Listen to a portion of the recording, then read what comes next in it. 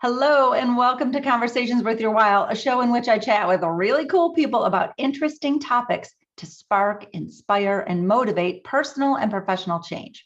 And I'm Linda Bucher, a master life coach, author, and speaker. And today I have the pleasure of being joined by Lynn Capselors of Mission Possible You. Lynn is a spiritual mentor, a teacher, a writer, and a speaker, and she helps people change from the inside out. And our topic today is change your life through insight. And this conversation is worth your while. If you'd like to understand how to really change your life, and you know what, it's not like what you think. It's nothing near what you've been led to believe, and it's not through feeding too much more information into your head. So what we're going to cover today is the distinction between change and transformation, why self-help information overload won't lead to change, and how to finally get out of your head and into the space of transformation. So hi, Lynn. Thank you for joining me today. Hi, Linda. Thanks for having me. I'm happy to be here. You're welcome. So, all right. So this is a premise that we were just talking about, and we're sharing this with people. And the premise is that information won't change your life, only transformation will. And transformation can only come from the inside, which is why insight is the only path to change. So let's start out about talking about the distinction between change and transformation. Yeah, beautiful. There is a great distinction. You're absolutely right. So, I've learned this many, many years of being in this business, but the ultimate level of change is transformation, right? Where we're transforming the form of habits, behaviors, how we think, how we feel, how we act. So what happens is when we see an insight, right? An insight is how we're all built to change. An insight is a sight from within. And it changes your perception of whatever it is that you need help with. Say, let's use an example to make it a reality. I'll use one of mine, the I'm not good enough that I struggled with. When I began to, right, I've tried every self-help tool, technique, strategy out there. I was looking in the wrong place because we are not built to do something to change our inner world. So I began to really dive deep into how our human experience is created. And it's always created from this power, the gift of thought. But once I began to see on a deeper level, that I live in a thought-created reality like everyone else, I interpret the world around me via thought. And that's why we have separate realities. No two people think the same way. So when I began to see that I really was rather good enough, it hit me.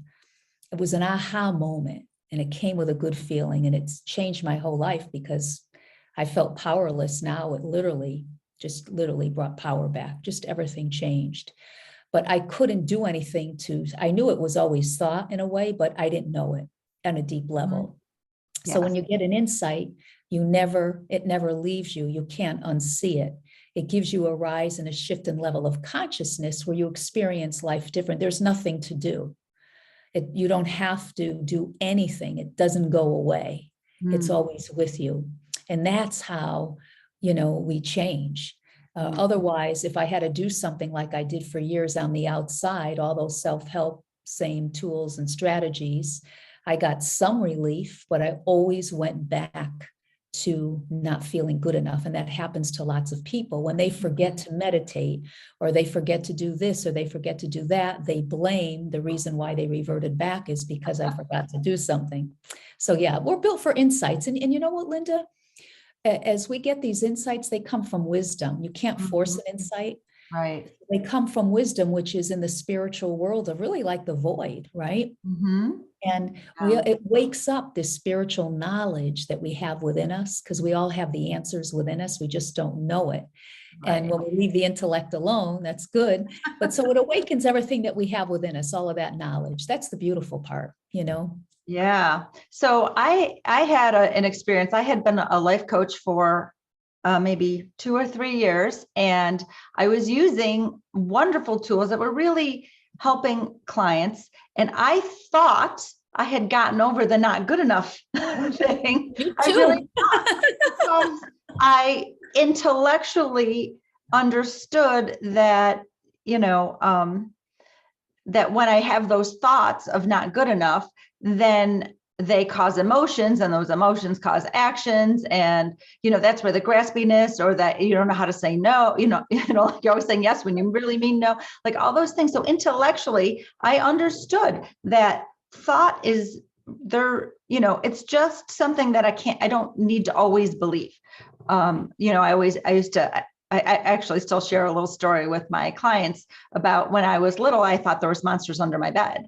And so if I woke up in the middle of the night and I had to go to the bathroom, I was terrified because the thought that if I put my ankle, my foot over the edge, some monster was going to grab my ankle, suck me under the bed into oblivion, and I would never be seen from or heard from again. Just that thought I would feel terror. My respiration would, I'd be freaking out. My blood pressure was up. My eyes were wide open. My mouth was super dry.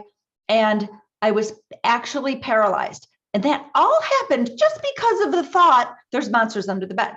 So when I became a coach and I understood that, I'm like, this is genius. I have to share this. This is such an important understanding, but that's just the intellectual understanding, which is a gateway for something deeper. So here I was, a coach for a couple of years, a good coach, helping people, getting accolades, right? And I got accepted into a master coach program, which was really by application. And of all the hundreds of applications, they only accept 12 people. I got accepted, and it was beautiful. And I went through this master coaching program, and in the certification, we had 5 days in person for the certification. We actually had to prove, because a good coach, they say, like a master coach, makes fire, not smoke. Smoke's good, but you got to really make fire. Like if you're in the wilderness. At that point, during that 5 days, it hit me.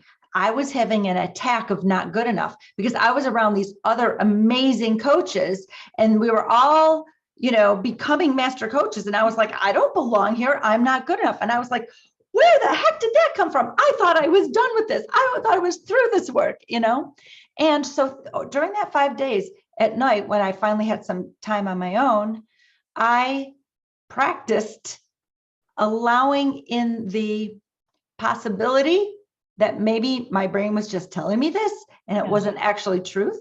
And I had to go in. I had to go inward, and I had to go deep, and I had to use my coaching tools, but then also allow that wisdom to come to me. And it came to me like a big bang. And I was like, holy cow, I'm just as much. Whoa. And that was not a thought. That was a whoa. That's an insight, right? That's an aha moment. Yes. That was an insight. And what was really funny is I did my master coach certification through Martha Beck, and she is a, Harvard sociologist, and she just knows so much stuff. And she brought a story in, and she said, when you go through a big transformation in this type of a tribe, they take a new tribal name. So I want you guys to go around the table and tell me your new tribal name. So she's putting us on the spot. And you're going to laugh at what I came up with, but it felt like truth. And it's probably super controversial, but if you can't say something controversial on the internet, I don't know where you can say it. So she got around to me, and it just came from nowhere. And I said, just as much Jesus. And she's like, ooh, explain. I said, I didn't know that I had done all this work. So cerebrally, I thought I was enough. I thought I had killed that not enough monster, but I didn't until I got here. And then now I know I've gone deep, and I've done my own work. And now I know at a cellular level, I'm just as much you. Right. I'm just as much every coach in this room, and I'm just as much Jesus. There's no less than. The less than is gone. Made up. It's made up. But the thing is, though, Linda, you bring a good point, because it could still come up and surface. This is what people don't understand. Even though, same thing with me, I'm not good enough. Could it appear once in a while for me when I'm doing something new and different? It absolutely can, because I can't control it. Thought is not self-regulated. It could come, I could get that feeling again, but here's the difference. I know it's based on how I was thinking, and I know that it was just part of my habitual life for 50 plus years. So I just see it as background noise.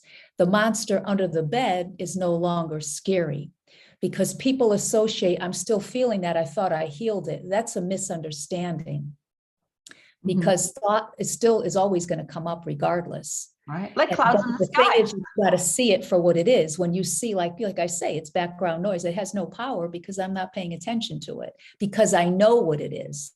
I know Right. I've And created it. that's an important point. Don't park Yes, your agree. focus on a thought ever, because thoughts are like clouds in the sky. They come all day long. Some are beautiful and some are dark and ominous. And you don't need to like lasso down the dark and ominous ones, like pull them overhead like Eeyore, oh bother, life is bad, this terrible thing's going to happen or did happen. They're just, you just got to let them flow by, because that's, I mean, how many thoughts a day do we think? Something like 80,000. I don't even know. Right, Wow. exactly. And we don't have to believe, we don't have to act on every thought. Many people don't know this, but the nature of thought, which is all spiritual, comes really with a neutrality, because we can use it to create a good life and a not a great life. So the same principle of thought, it's just thought. It's neutral. It comes with a neutrality. It only takes shape and meaning when you contaminate in your thinking. So it's the formless that's creating the form. So when we take it into our thinking, we contaminate it.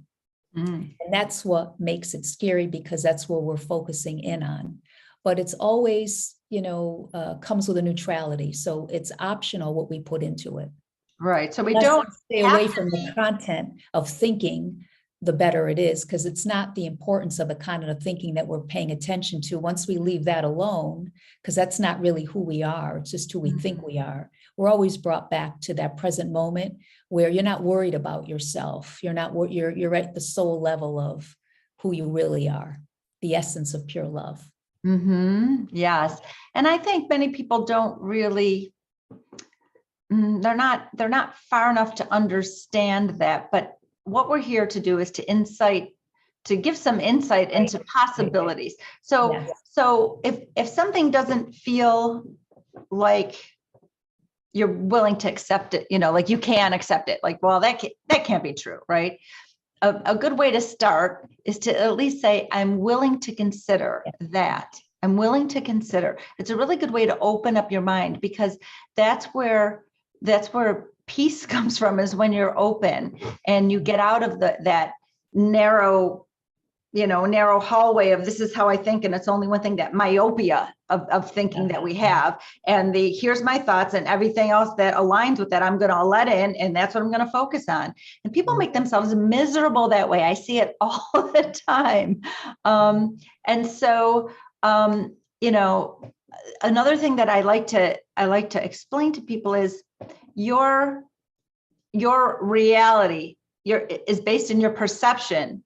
And your perception is based on these thoughts that you've decided to hang on to.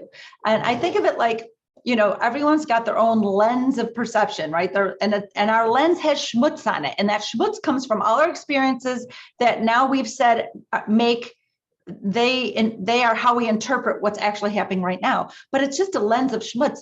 And I would love to clean the schmutz, right? That's what I'm trying to help my clients do. That's what I've been trying to do myself. In the very beginning of it is understanding that it's not real. It is just schmutz. It's the debris of past experience that we've thought and held on to and decided that it's shaping the future, but it's not true at all. Because all we are is in this moment. And and I just try to remind myself, like, okay, where are your toes right now, Linda? Where are your hands right now?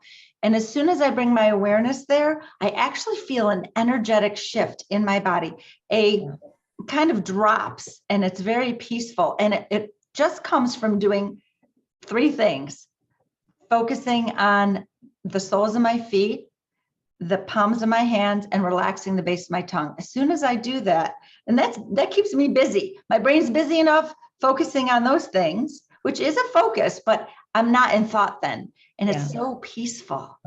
But the thing is, we could talk about thought all day long, because it's, way beyond the intellect. But that's where I point people beyond the intellect, beyond thought. But the number one reason why people have a hard time letting go of thought and understanding that it isn't really who they are, it's because they don't know the number one reason is where their experience is coming from. People think they feel upset, angry, not good enough, not worthy, not deserving because of something outside of them. When they go to something outside of them, they're looking in the wrong direction. So the more people can realize that they're a thinker, not realize on the intellect, but I'm just saying that when we realize that we've been given the gift of thought, the principle of thought, to direct us toward, any life that we want to live, it's always optional, and we have the free will. We're a thinker. So we're a thinker because we live and breathe in thought, like a fish lives and breathes in water, but they forget. When we forget we're thinking, we're lost in a soap opera drama. Yeah. Very easy to do. When you wake up from the drama and you leave it alone, you always naturally, our mind always comes back to clarity. We don't have to do anything but notice. And we're always brought back to the present moment because we're designed to live in the present moment without doing anything. Yes. We're designed to live in the present moment. Yes. I remember many years ago when I was trying to get better at living in the present moment, I put these little stickies all around my house. On things I would notice all the time, like the thermostat, because always cold or hot or whatever, above, on the kitchen sink and the window right above it, on the bathroom mirror, the sticky, and it said one thing. All these stickies said the same thing, and it said, "Isn't that interesting?" And the point was to help me to remember not to believe my thoughts, but just to notice them and find them fascinating. Be that observer, be that benevolent observer of a thought. Just, isn't that interesting? It's not reality. Yeah, curiosity is good. And you get curious, like no one out there ever has to believe what we're saying. And I'd rather people don't. I rather just have them get curious, because this, or the experience, just get curious, because this is in your consciousness now. And we have another gift, the gift of consciousness, which is awareness. And once something is in your awareness, you're more apt to pay attention to it naturally. Yes. Yeah. Great. So, okay. So, we've, this information overload isn't going to lead to change. And I know, like when I was first a coach, I just wanted to get so much information into my head because I am a lifelong learner and a conscious expander, and I love to grow. It's like nectar, like give me more, and it's not just knowledge, because I don't want only more knowledge, but I want more connection. I want more spiritual growth, more mental growth, more emotional growth, more love in my life, more life in my life, right? Like, so it's like this growth in a 360 degree. That's conscious expansion, and that I'm a conscious expander. So, and I was reading all sorts of stuff. I had this big giant collection of books, and then all of a sudden I didn't buy another book for like 8 years. Because I knew there was some part of this is, Linda, you've put enough in, let your wisdom synthesize what you've learned, and then when I'm speaking public, like I'm a speaker like you are, and someone asks me a question, I feel like I'm almost channeling the answer. Yeah, absolutely. That's what happens. Sure, some of it comes from that what wisdom. I put in, it's all wisdom. But it gets all like yeah. Absolutely right. Yeah. And that's the beautiful part of it. When your mind just quiets down a bit and we're just guided by wisdom, there's nothing you need to do to get to there, because we're always there until we think we're not, Yeah. Wisdom it's innate in all of us. We all have it. You don't need magic powers. And the more that we're, out of the intellect, we have access to our inner guide within. Yeah. Right. And wisdom is so ordinary, Linda. I say wisdom could be intuition or common sense. All the three terms are really interchangeable, but most people, it's so common, they miss it. They miss it. Yes, I always say to people, I say, it's easy to do because it's kind of, you don't know, did I make that up or did that really come from there? Wisdom. Yeah, and following your gut. I always say isn't your gut 100% right, whether you listen to it or not? And every single person says yes. And I'm like, so that's your truth. That's your little, your inner GPS. Why wouldn't you follow that? Get out of your head and just feel into what's right for you. Feel into, so Absolutely. even if you're listening to new information, like you and I are providing some information that is probably new to many people today, Sure. feel into it. And I always preface whenever I'm doing my public speaking, I say, listen, I'm going to share with you what I believe to be true, but I'm not going to make you have to believe it.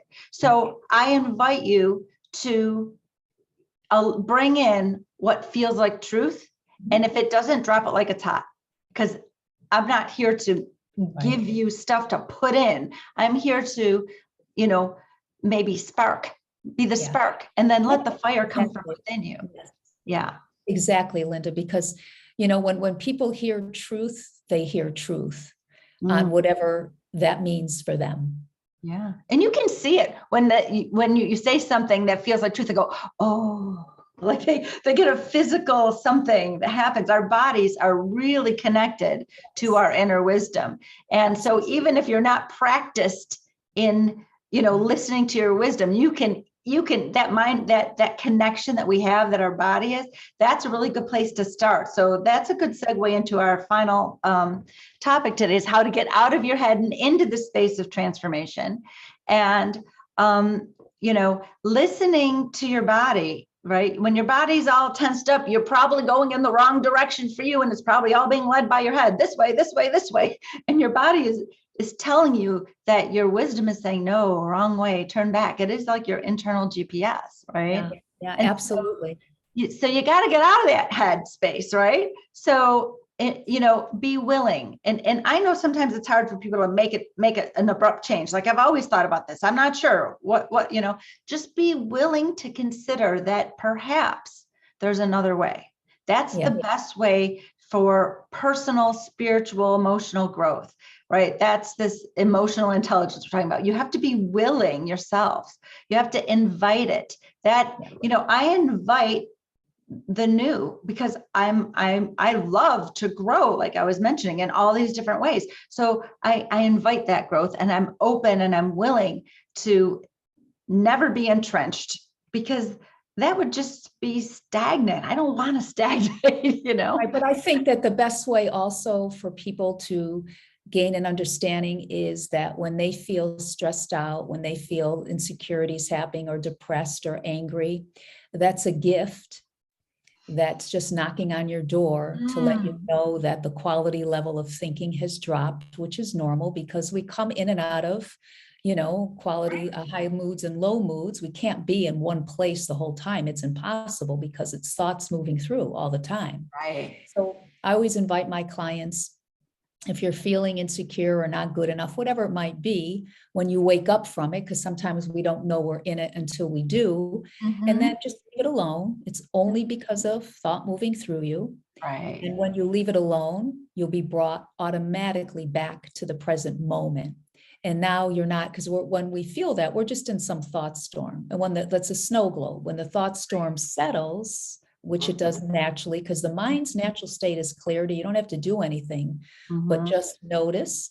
And then automatically, within the next, how long it takes, you feel better. You're brought back to your default. We all have a default of innate well-being. We all are sitting on a gold mine of well-being. It's always there. It doesn't ever go away. It only gets covered up erroneously in thought. It's always there. It can never be taken away or stolen or broken. It's always there.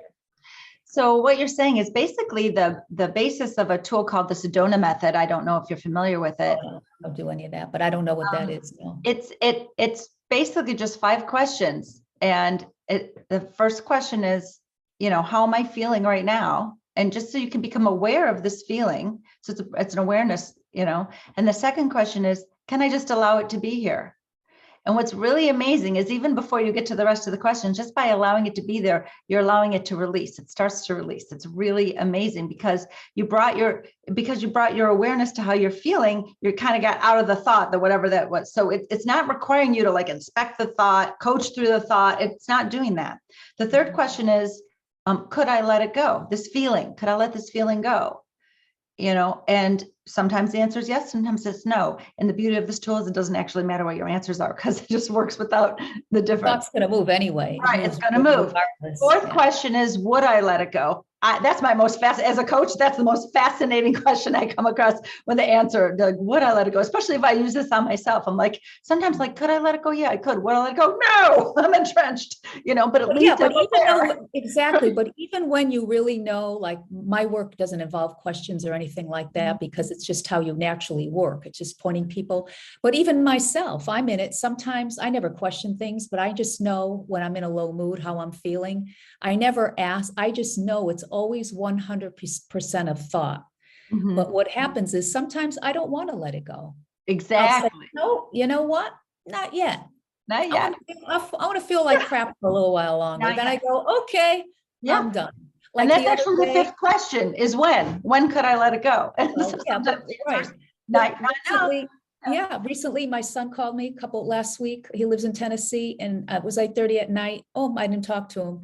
So I sent him a quick text. You want to talk? He goes, oh no, I'm getting ready for bed, blah, blah, blah. I'm like, what? Is he bagging me? So now I got all kinds of thinking going on. After 20 minutes, I go, okay, Lynn, you've made it up, let it go. Let it But go. if I didn't realize how thought works, I Mm. could have went the rabbit hole and thought he's making up a story, he's bagging me, he doesn't want to talk to me. Is something wrong? What's going on? Because I Oh, know how yeah. my system works, I'm Right. able, once I decided, okay, just let it go. Just Put your let attention elsewhere. But right. anyway, this was Because good. situations are neutral. And Yeah, the emotional charge make comes of it from the thought we attach to it. So if always. we don't Yeah, attach, we can yeah, let that feeling just be and go, and it brings us back in the present moment. right. And that's There you the go. only place that there's peace. So Yeah, absolutely.